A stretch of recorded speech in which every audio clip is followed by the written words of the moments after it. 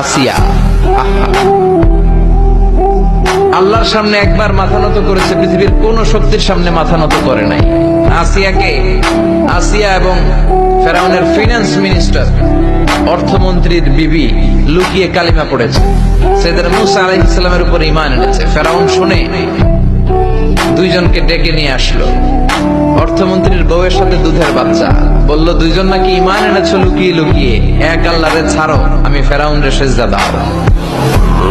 এরা বলল জীবন যাবে কিন্তু ঈমান যাবে না, জীবন দিব কিন্তু ঈমান দিব। প্রথমে ধরলো অর্থমন্ত্রীর বউকে, তাড়াতাড়ি আমার পায়ে সেজদায় লুটিয়ে পড়ো। সে বলে না, জীবন যাবে ঈমান যাবে না। বললো তাই নাকি, দেখি তোমার ঈমানের কত পাওয়ার। জল্লাদরে বলল কড়াইয়ের ভেতরে আগুন গরম করো, তৈল গরম করো, দুধের বাচ্চাটারে টেনে নিয়ে তেলের মধ্যে ছেড়ে দাও। কল্পনা করতে পারেন? দুধের বাচ্চাকে মায়ের বুক থেকে ছিনিয়ে নিয়ে তেলের মধ্যে ফালাচ্ছে, বাচ্চাটা রোস্ট হয়ে যাচ্ছে, আর বাচ্চাটা বড় মানুষের মতো মাকে বলছে, মা চিন্তার কারণ নাই, এটা উত্তপ্ত তেল নয়, এটা জান্নাতের বাগান। ভয় নাই মা, তুমি চলে আসো, তুমিও লাফিয়ে পড়ো, শাহাদাতের পেয়ালা থেকে মিষ্টি সুধা পান করো। মহিলার ঈমান আরো বেড়ে গেল। সে বলল আমি, জীবন যাবে ঈমান যাবে। ফেরাউন বলল তোর ঈমান কত আমি দেখে নেব। এই মহিলাটাকেও উত্তপ্ত তেলের মধ্যে ছেড়ে দেয়। বাকি রইল ফেরাউনের বউ আসিয়া।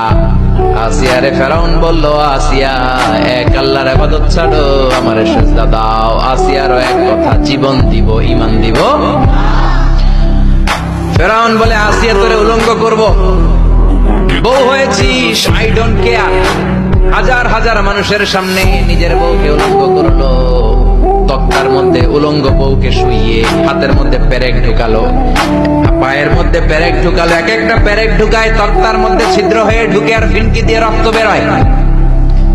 আসিয়া চিৎকার মারে। ফেরাউন বলে তাড়াতাড়ি আসিয়ারে তেলের মধ্যে ফেল।